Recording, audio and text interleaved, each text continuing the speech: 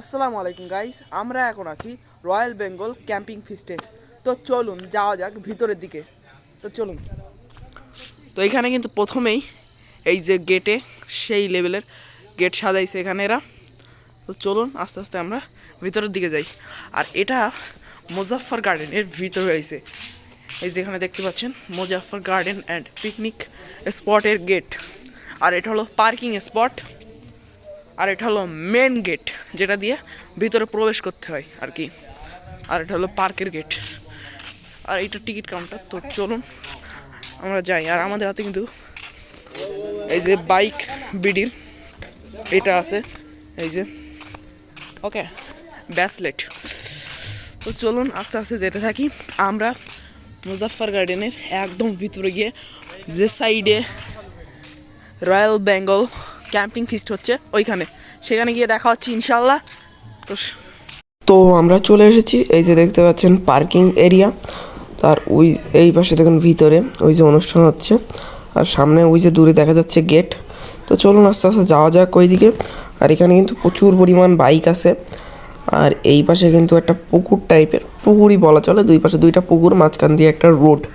ওকে, তো চলুন যাওয়া যাক ওই পাশে।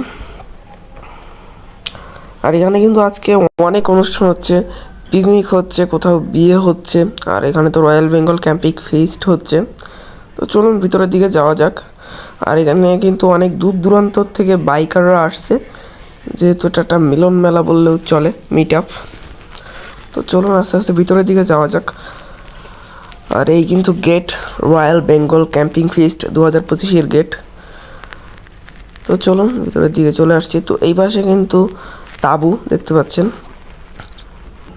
আর এই যে পুকুর এপাশেও কিন্তু তাঁবু আছে গাইস। অন্ধকার কিন্তু বোঝা যাচ্ছে না অতটাও।